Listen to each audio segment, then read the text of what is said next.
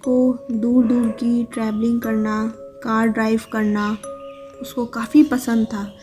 एक बार की बात है, रोहित और उसका दोस्त ऋषभ दोनों ही मुंबई से गोवा घूमने के लिए जा रहे थे। रोहित के पेरेंट्स ने रोहित को बहुत समझाया था कि वो इतना लंबा सफ़र ट्रेन से सफ़र करे, लेकिन रोहित नहीं माना और अपने दोस्तों के साथ कार से ही निकल गया। रात के 1 बजे होंगे, कार रोड पर दौड़ रही थी। रह कर 1 से 2 लोग रोड से गुजर रहे थे।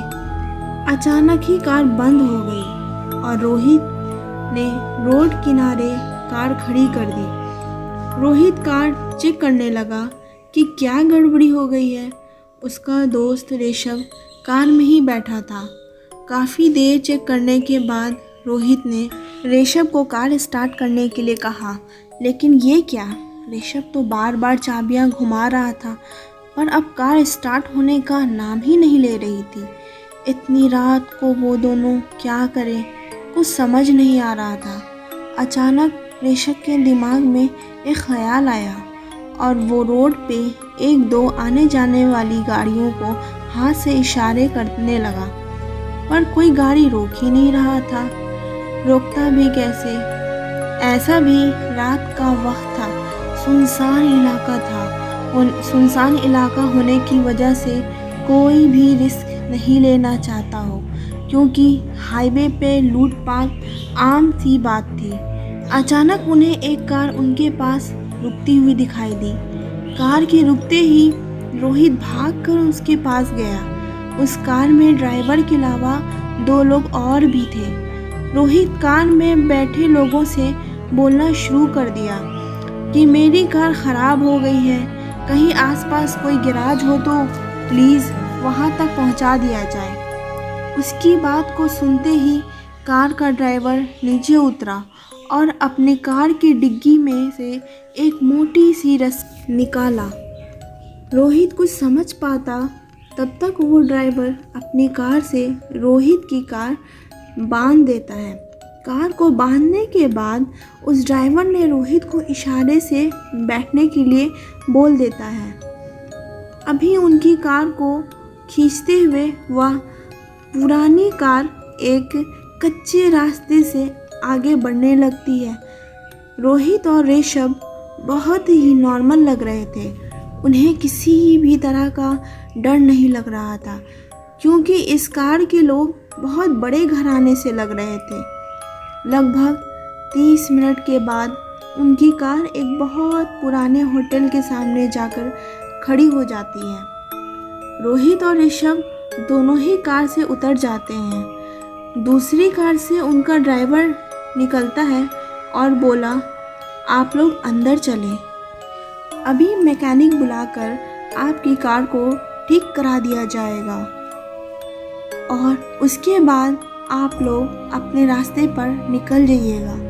रोहित और ऋषभ कुछ कहे बिना ड्राइवर के साथ उसके पुराने होटल में जाने लगते हैं। होटल बहुत ही बड़ा था और बहुत पुराना लग रहा था और एक बात दोनों दोस्तों को चकराने वाली थी, इतने पैसे वाले लोग के रहते ये होटल इतना गंदा क्यों लग रहा है। जगह जगह लटके जाले और अजीब तरह की बदबू आ रही थी, जैसे कोई चीज़ सड़ रही हो। रोहित और ऋषभ हंस के एक दूसरे का हाथ पकड़ लेते हैं और बूढ़े ड्राइवर के पीछे अंदर ही अंदर बढ़ते जा रहे थे। फौरन हाथ में कैंडल लिए एक औरत आई जो देखने में डरावनी लग रही थी और उसे इशारे ही इशारे में ड्राइवर से कुछ कहा। वो ड्राइवर रोहित और राघव को पीछे जाने का इशारा करते हुए खुद दूसरी तरफ चला जाता है। वो लड़की उन दोनों को लेकर एक बड़े कमरे में जाती है। ये कमरा काफ़ी अच्छा था, पर ये चौंकाने वाली बात लग रही थी। इस पुराने खंडर होटल में इतना साफ, खूबसूरत, इतना सजा हुआ कमरा कैसे हो सकता है। ये कमरा तो लाइटों से भरा था, लेकिन ये लाइट कहाँ से आ रही थी। कुछ पता नहीं चल रहा था। रोहित और राघव उस कमरे में लगी कुर्सी पर बैठ जाते हैं। उनकी मेहमान नवाजी शुरू हो जाती है। ऐसे में अब उन दोनों को बहुत सारी बातें अजीब लग रही थी। अब उस कमरे में 10 से 15 लोग हो गए थे, या उससे भी ज़्यादा, क्योंकि वो लोगों को सही तरीके से गिन नहीं पा रहा था। मज़ेदार खाने की खुशबू थी तो कहीं पैक पे पैक बन रहे थे।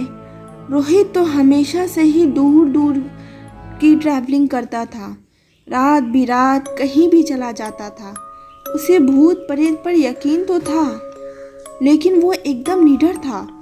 उसके गले में हमेशा एक ताबीज़ लटकी रहती थी और वो ऊपर की जेब में हिफाजत के तौर पर एक छोटी सी होली बुक ज़रूर रखता था। जब भी उसके पास टाइम मिलता तो इसको निकाल कर पढ़ लिया करता था। पर आज निडर रोहित को भी डर लग रहा था कि वो और उसका दोस्त किसी बहुत बड़ी मुसीबत में फंस गए हैं। उसके आसपास के लोगों की हरकत कभी कभी चौंकाने वाली होती थी। रोहित फिर भी डर नहीं रहा और हिम्मत से काम लिया।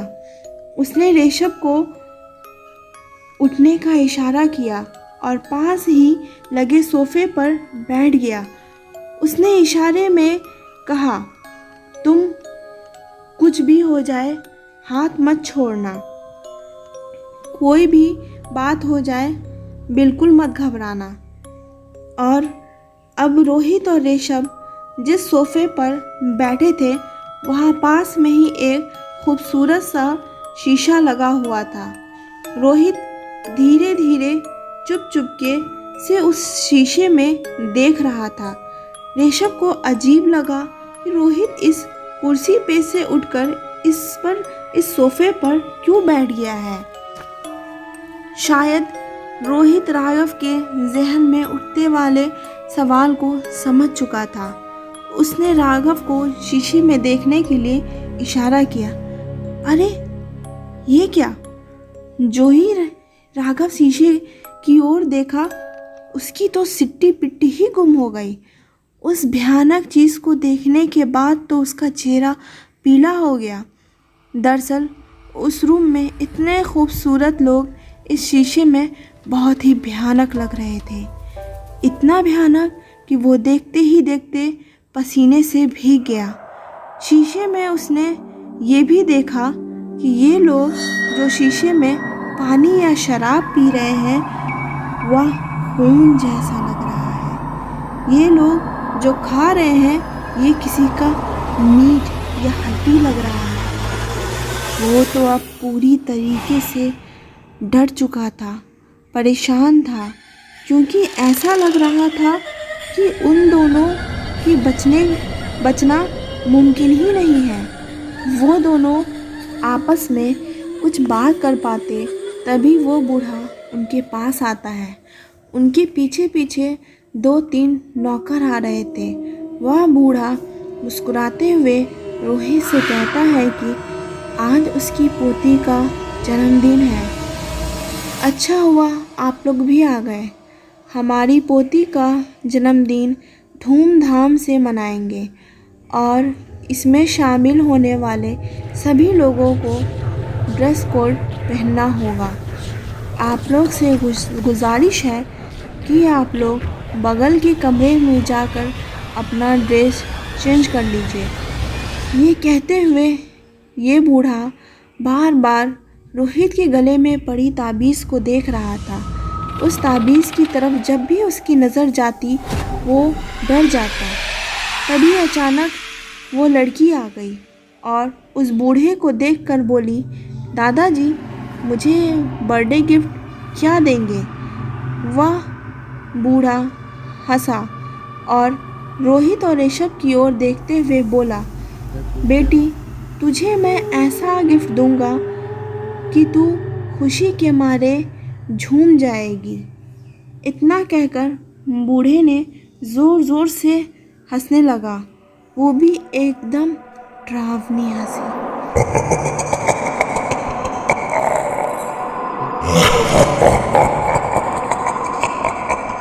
ऐसा लगा हंसी में पूरा होटल हंस रहा है। खैर, रोहित नहीं घबराया। राघव का हाथ पकड़कर डिस्क चेंज करने चला गया। रूम में पहुंचकर जब राघव डट के ड्रेस चेंज करने लगा, तब रोहित ने उससे कहा, बेवकूफ़ी मत कर, अपने कपड़े को पहन कर रख। और साथ ही उसने अपनी छोटी सी होली बुक निकालकर राघव की जेब में रख दिया। डरो नहीं, देखा नहीं, मेरे ताबीज़ को देखकर वह बूढ़ा कैसे डर गया। अब उन दोनों ने ड्रेस कोड को अपने पहनते हुए कपड़ों पर ही पहन लिया। वे दोनों कमरे से निकलकर उस बड़े से पार्टी हॉल में आकर सोफे पर बैठ गए। देखते ही देखते एक पार्टी शुरू हो गई। उस बूढ़े की पोती किसी राजकुमारी से कम नहीं लग रही थी। उसको शीशे में देखने पर वो एक चुड़ैल लग रही थी। वो लड़की अपने दिल से रोहित के पास चली आई और उसके कंधे पर एक हाथ रख दिया। कंधे पर हाथ रखते ही उस लड़की को जैसे 440 वोल्ट का झटका लगा। अभी कोई कुछ समझ पाता तब तक वो लड़की दूर जाकर गिर गई। अब तो वहाँ हड़कंप मच गया। रोहित सब समझ रहा था, ये ज़रूर उसके गले में ताबीज़ की वजह से ऐसा हुआ है। उस लड़की के गिरते ही बहुत सारे भूत, प्रेत, आत्मा उठाने में लग गए, जबकि वह बूढ़ा दौड़कर रोहित के पास आया और तेज़ पर डरते हुए आवाज़ में बोला कि मैंने आपसे कहा था ना, आप अपने कपड़े उतार कर हमारे कपड़े पहने, पर आपने नहीं माना। आप अपने गले में जो ताबीज़ पहने हैं उसे भी उतार कर रख दीजिए। रोहित ने ना में सर हिलाते हुए कहा, वह किसी भी हालत में इस ताबीज़ को नहीं उतारेगा। और इतना कहते ही वो राघव का हाथ और ज़ोर से पकड़ते हुए खड़ा हो गया। अब तो उस रूम के हाल पूरी तरह से भयानक हो गया था। जो लोग सीधे साधे लग रहे थे वो भयानक लग रहे थे। उनका रूप बदल चुका था। कुछ के तो दांत बाहर आ गए थे और कुछ तो रोहित को डराने के लिए अजीब अजीब हरकतें कर रहे थे। माहौल इतना डरावना हो गया था कि कोई दूसरा रहता तो वहीं मर जाता। लेकिन रोहित और राघव बहुत हिम्मत से काम ले रहे थे, लेकिन किसी भूत की हिम्मत नहीं हो रही थी कि इन दोनों के पास आए। रोहित ने ऋषभ से कहा, लगभग सुबह होने वाली है और सुबह होते ही ये सब चले जाएंगे, इसलिए हमें खुद कुछ टाइम तक और हिम्मत से काम लेना होगा। इसके बाद वे दोनों वही सोफे पे बैठकर आंखें बंद करके गॉड को याद करने लगते हैं। उनके बगल से बहुत सारी आवाज़ें चीखने पुकारने की आ रही थी। माहौल बिल्कुल भयानक होता जा रहा था, लेकिन ये लोग ऊपर वाले को याद करते रहे। थोड़े ही टाइम के बाद आवाज़ें आना बंद हो गई। रोहित और ऋषभ ने अब अपनी आँख खोल दी। अब वहाँ इन दोनों के अलावा कोई नहीं था और होटल भी नहीं था। खैर, वे दोनों वहाँ से उठे और चलने को तैयार हुए। सुबह होने वाली थी। अचानक रोहित कार के पास गया और दरवाज़ा खोलकर बैठ गया। उसे कार को स्टार्ट किया तो फ़ौरन ही स्टार्ट हो गई और उसके बगल में राघव भी बैठ चुका था। वो वहाँ से निकलकर एक बिजी रोड पे पहुँचे और वहाँ उन्हें एक चाय की दुकान दिखाई दी। रोहित ने वहीं अपनी कार रोक दी। कार से उतरकर उस दुकान के पास गया। वहाँ पे पहुँचते ही दुकानदार थोड़ी दूर से रोहित की तरफ देखकर बोला, साहब आप लोग सुबह सुबह इस रोड से कहाँ से आ रहे हैं? कहीं आप लोग रात को वहीं तो नहीं रुके थे? रोहित थोड़ा सा हैरान हो जाता है और अब तक की सारी बातें उसे बता देता है। दुकानदार ने एक लंबी सांस लेकर कहा कि आप लोग सही सलामत बच गए, नहीं तो बहुत सारे लोग इन भूतों के ऐसे शिकार हुए हैं, या तो पागल हो गए हैं या तो लौट के कभी नहीं आए। सो गाइस, कैसी लगी आपको ये हॉरर स्टोरी? थी ना बहुत ख़तरनाक एंड भयानक लगी? सो गाइस, आपको ये स्टोरी अच्छी लगी हो तो प्लीज़ मेरे चैनल को लाइक कर दीजिए। मेरे चैनल पे न्यू आए तो सब्सक्राइब करके ज़रूर जाना। एंड मुझे इंस्टा पे फॉलो करने के लिए मैं इंस्टा आईडी डिस्क्रिप्शन बॉक्स में ज़रूर दे दूँगी एंड स्क्रीन पे भी दे दूँगी। एंड शेयर ज़रूर करें ये हॉरर स्टोरी। एंड अच्छी लगी हो तो प्लीज़ आप स्टोरी बताइए कि आपको कौन कौन सी स्टोरी चाहिए, नीचे कमेंट करके ज़रूर बताइए। अगर आपके साथ कोई भयानक हादसा हुआ हो तो आप वो भी शेयर कर सकते हैं, मैं उसे ज़रूर अपने वीडियो में लाऊंगी। सो नेक्स्ट वीडियो को देखने के लिए प्लीज़ सब्सक्राइब कर दें, बेल आइकन ज़रूर प्रेस करें। तब तक के लिए bye bye, take care, keep watch.